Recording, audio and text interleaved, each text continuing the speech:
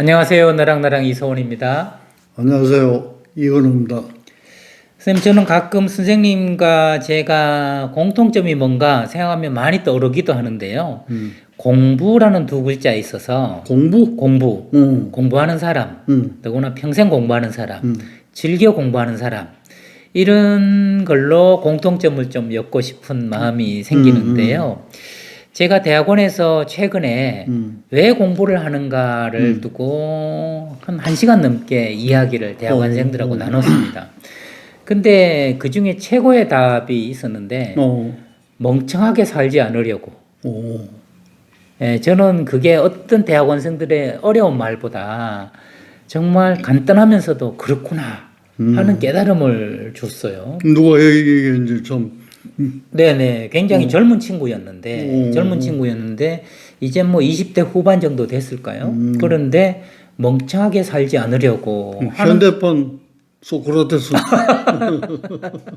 그래서 제가 그 말을 그대로 들고 오늘 와서 선생님께 그 멍청하게 살지 않으려고 속에는 참 많은 것들이 들어있는 것 같은데, 선생님 이 말이 소크라테스, 현대판 소크라테스라고 하시니까 또 이 영상을 그 학생한테 좀 보라고 그래서 내가 얼마나 좋은 말을 했는가.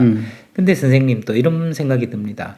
정작 그 학생이 멍청하게 살지 않으려고 했던 말의 그 깊이와 선생님께서 전해 들은 그 깊이는 또 차이가 있겠다. 살아온 경험만큼. 선생님, 멍청하게 살지 않는다는 건 어떤 뜻으로 들리십니까? 출세하겠다는 얘기는. 출세하겠다. 예. 그게 뭐 권력이든 돈이든 간에 네네네. 남보다 우월하겠다는 뜻인 거예요. 예. 어허.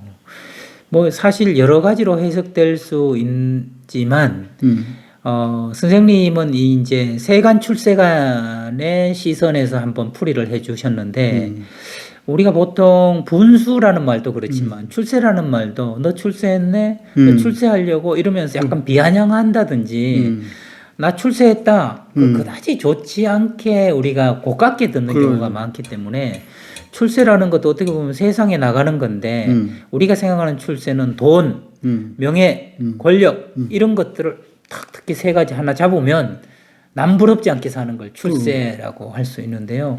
멍청하게 살지 않는 것은 출세하는 것이다 이렇게 볼 수 있지만 한편으로 제가 그 말을 들었을 때는 어리석게 선택하지 않는다 그런 말로도 저는 들었거든요. 그러니까 이제 그런 쪽으로 또 해석을 하자면 좀 지혜롭게 살고 싶다는 그런 생각이겠지. 예.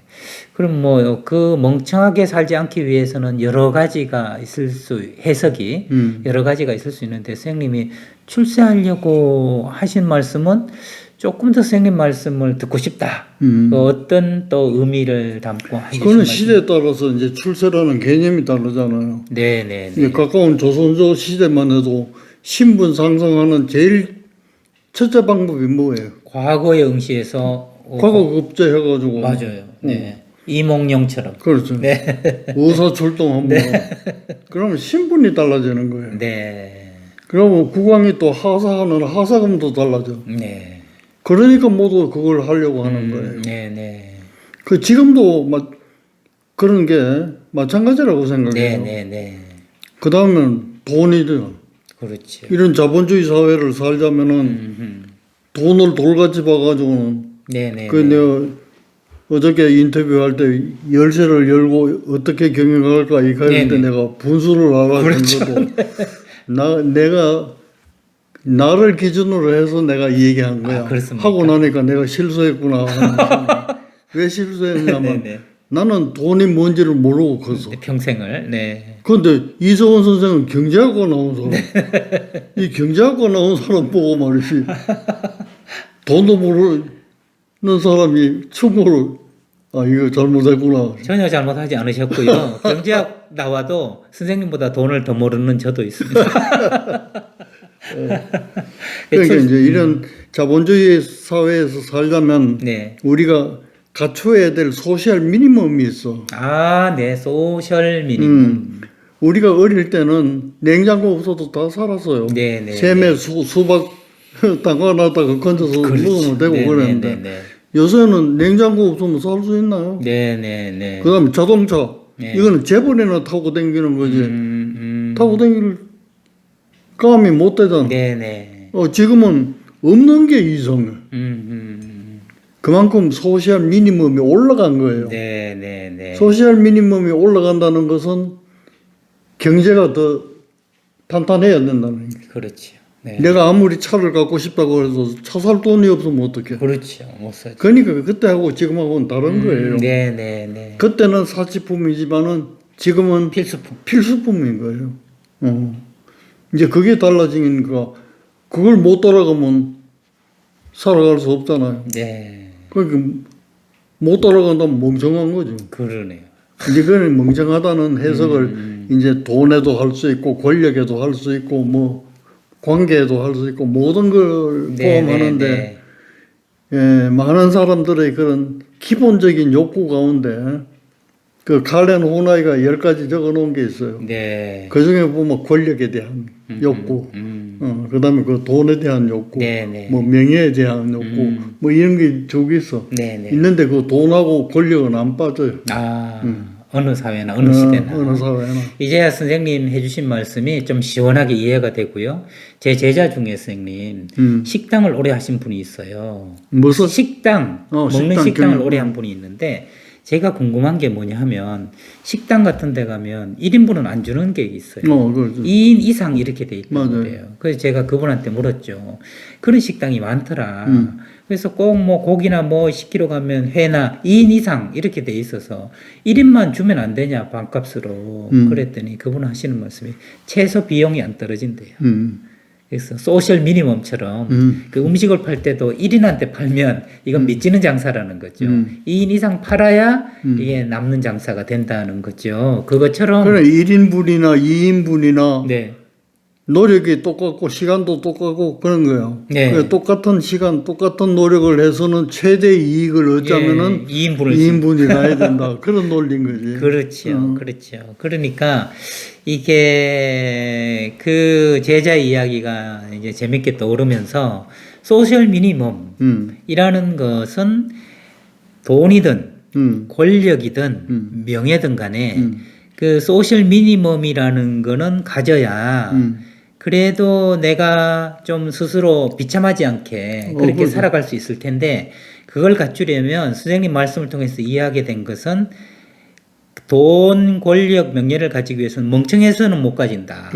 이것을 사물이 어떻게 흘러가는지 그 이치도 알아야 되고 사람들의 마음은 어떻게 흘러가는지 그 이치도 알아야 되고 이런 사물과 사람들이 어우러진 것들의 이치도 알아야 되니까 그런 이치들을 하나씩 정확하게 명확하게 알아나가는 과정이 공부라는 것이고 그런 공부의 결과는 멍청한 선택이 아니라 현명한 선택을 해서 출세, 소셜 미니멈의 그 수준에 도달하는 출세를 할 수 있다. 이렇게 이해를 하니까 그러니까 요새는 뭐 소셜 미니멈이라고 말하기보다 자기 앞가림을 가릴 수 있는 수준. 뭐 그렇게 해석하면. 그러게요. 예. 자기가 뭐 100만 원 버는데 1000만 원을 자원봉사할 수는 없지 않습니까? 100만 원 벌면 한 50까지는 할 수 있었던 뭐 이런 게 자기 앞가림은 할 수 있어야 된다라고 볼 수가 있겠네요. 그러면 공부의 목적은 출세하는 것이다. 얼핏 들으면 선생님이 왜 그런 얘기를 하시지? 뭐 이랬는데 들어보니까 출세란 소셜 미니멈 자기 앞가림이라는 거 있고 이걸 하기 위해서는 최소한 갖춰야 되는 것이 세상의 이치를 제대로 아는 것이다. 그런 거네요. 근데 이렇게도 역으로 보면 선생님 될 수 있겠네요. 이런 세상의 이치를 잘 알지만 가난한 사람도 있고 세상의 이치를 이만큼 명석하게 아는 건 아닌데 굉장한 부자도 있다는 거죠. 그래서 이거는 두 가지로 생각해 볼 수 있을 것 같은데 이게 세상의 이치를 부자가 모른다는 거는 이 예를 들면 공부만 한 그 교수들의 오만한 생각이 아닐까 이런 생각도 좀 든단 말이죠. 사실 이 사람들이야 자기가 뭐 세상 이치, 물리의 이치를 안다지만 아까 선생님 말씀 중에 경제학과를 나와서 미안하다고 그러셨는데 경제학자 말을 듣고 투자하면 망한다 그랬거든요. 그러니까 실제로 내가 망한 게 하나 있어. 그래요? 교수를 하는데 우리가 이제 모여가지고 네. 친하게 지내는 교수 중에 그 경제학을 전공한 경영학과 교수가 있어서 네. 그 자꾸 주식에 투자를 하라는 거야. 네. 난 주식이 뭔지, 주식이 어떻게 해서 돈이 되는지를 내가 몰라. 네. 운영 원리를 모르시는데. 원리를 모르니까. 그래서 이제 전문가가 하다가 그러니까 네. 재미로 네. 그럼 이거 뭐 어제 저게 뭐라고 할까, 손해가 가도 내한테 영향이 없을 정도의 돈, 아, 네. 그걸 이제 투자를 했어. 그 모이는 사람마다 다 투자를 네, 했어. 네, 네, 네. 그래가지고 맡겼어. 네. 그래서 자기가 이제 선택해가지고 주식에 그 투자를 맨날 이제 물어. 네. 그때부터 관심이 있어가. 옛날에는 신문에 그 네, 주식 그게 다 저 맨날 보고 빡빡하게 그랬어요. 나와서 네, 네, 네. 그거 막 찾아가지고 얼마 올랐나 이렇게. 관심이 있어가지고 막 이제 그 몇 분 안 되는 거 투자해놓고 막 이러니까 어느 날 보면 뭐 이름이 없어져 버렸어.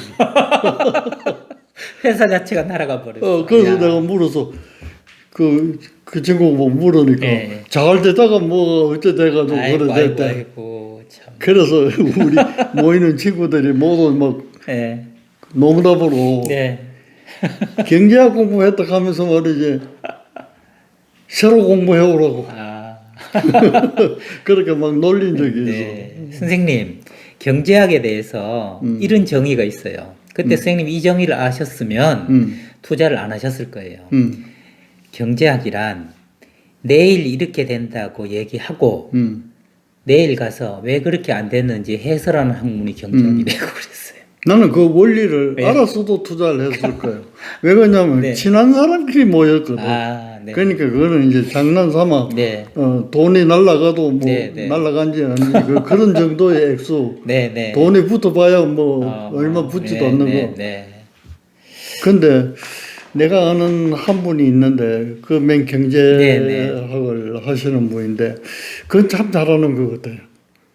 뭘 가르치느냐 하면 이론만 가르치는 게 아니라 실물을 가르쳐요. 네. 각자 개인이 형편되는 대로 돈을 설정하는 거예요. 네, 네, 네. 어?